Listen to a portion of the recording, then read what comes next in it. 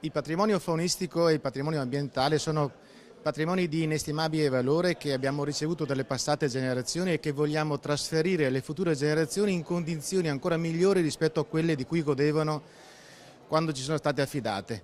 E per riuscire a cogliere questo obiettivo dobbiamo usare la parola chiave, che è gestione.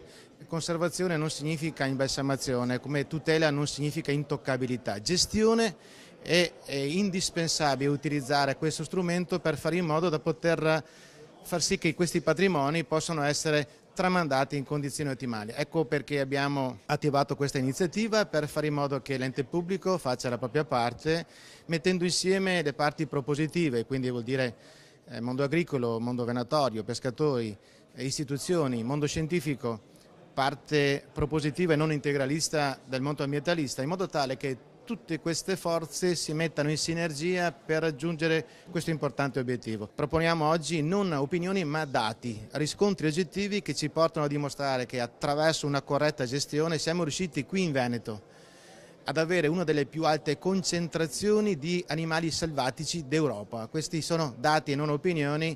Se noi riusciamo a prendere esempio da queste esperienze positive e tradurle poi in azioni concrete, sono sicuro che avremo dei risultati invidiabili da esibire all'intera collettività.